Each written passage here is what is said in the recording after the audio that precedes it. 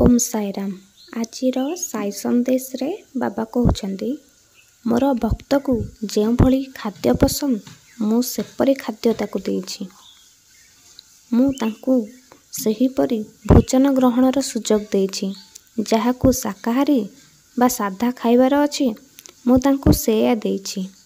जाहाकु मांसासी खाद्य खाइबार अछि मु ताकु सेहीपरि खाद्य देइछि। मु केबे भी एपरि जिनिसरे भेदभाव करे नहीं। जेउ समय रे जाहाकु जेपरि खाद्य प्राप्ति हेबो से सही भली कर्म अनुसार तार खाद्य प्राप्ति। तुमे जेउ विचार रहिछ ना कि मांसासी व्यक्ति को शाकाहारी व्यक्ति रे परिणत करने को चाहछ, मोर संतान तुम चिंताधारा ठीक अछि। तुमे एठारे भूल ना हो। एठारे तुमर चिंताधारा ठीक किंतु तुम शैली एठारे भूल अछि।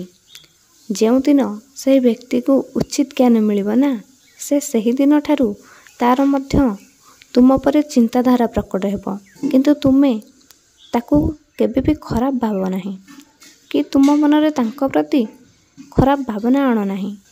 एही समय रे तांको एहा ठीक लागुछि तेणु से माने सही परि भाबरे कर्म करूछंदी।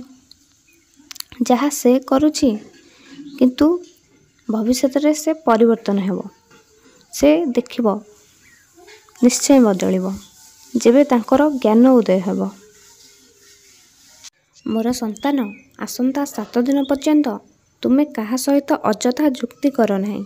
से जहा कहउछंती तांको कथा सम्मान सह सुनो। देखिबो से तुमको तांको आडू भलो व्यवहार करिवे, भलो कथावार्ता करिवे। मु जानिछि तुम मन बहुत दुख रे अछि। तुमे मो पाखरे अनुरोध करथिलो कि बाबा मु तुम मंदिर जीवी एवं सेठारे तुमे तुमर आगामी भविष्यत रे जे नूतन कार्य करबा को जाउछ ताहा मोर मूर्ति सामना रे कहिबो एवं कार्य आरंभ करिबो। मोर संतान तुमे मन दुख कर नाही। मु तुम पाखरे अछि। मते तुमे निकटरू अनुभव कर। मु तुम ठारू केबे भी दूरे नहीं। मु सर्वदा तुम पाखे पाखे अछि। एही नूतन वर्ष रे मु तुमको आशीर्वाद करूछि तुमे तुम कार्य भलरे कर।